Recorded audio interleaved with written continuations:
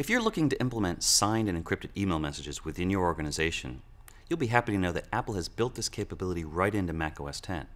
So first of all, when you're doing signed and encrypted email messages, you'll need a couple things. First of all, an identity with the ability to digitally sign messages, and your Mail app. So let's look a little bit closer about how this magic happens in macOS 10. You can have issued a digital identity from any certificate authority. Here I've already downloaded my digital identity, and it's a P12 file. This is the wrapping of the private key and the certificate into a protected container.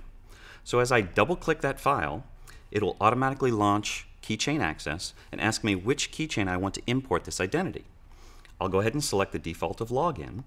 Now, since this is a protective wrapper, it's asking me for the passcode to unlock this wrapper. I key that in.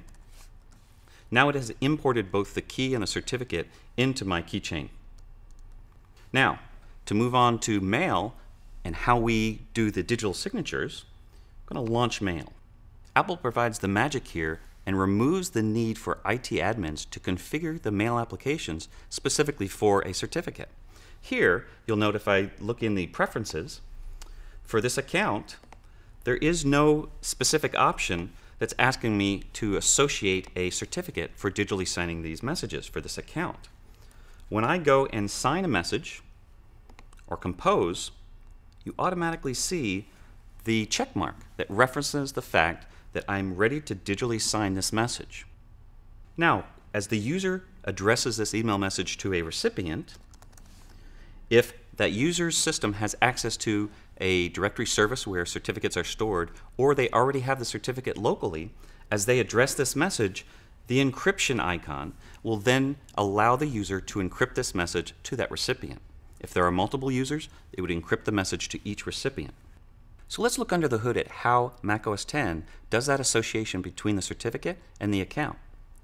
Once again, going back into Keychain Access and looking specifically at the certificate that I previously imported, we'll note that the email address, sometimes referred to as the RFC 822 name, has my email address in it.